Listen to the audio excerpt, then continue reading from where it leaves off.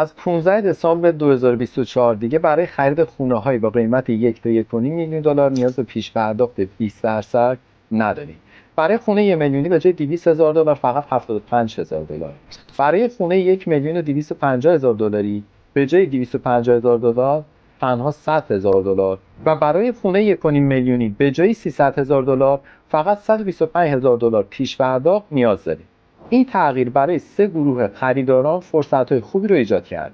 1. خریداران خانه اول. حالا به جای محدود شدن به خرید آپارتمان میتونید به تاون هاوس فکر کنید که فضای بیشتری برای زندگی داره و احتمال رشد قیمت بیشتری هم داره. 2. مالکان آپارتمان. با استفاده از ارزش خونه فعلیتون و اکوئیتی که روی خونه‌تون هست میتونید با کمترین پیش پرداخت به تاون هاوس یا حتی یه خونه مستقل دیتچ هاوس منتقل بشین. 3. مالکان خونه‌های در محله‌های یکم ضعیف‌تر.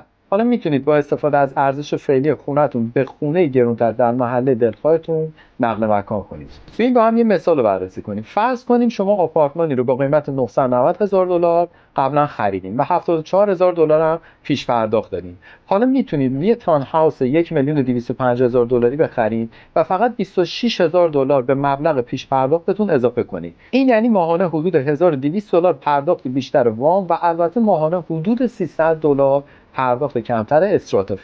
با فرض 1% افزایش قیمت سالانه بیشتر در تاون هاوس نسبت به آپارتمان، شما میتونید به طور متوسط از حدود 1,000 دلار بیشتر در افزایش قیمت ملکتون بهره مند شید و در این حال در یک تاون هاوس زندگی میکنید. این سناریو برای کسایی که میخوان از آپارتمان به دیتچ هاوس یا از تاون هاوس به دیتچ هاوس منتقل بشن حتی سودمندتر هم هست. اگه سوالی دارین حتما پیام بدید.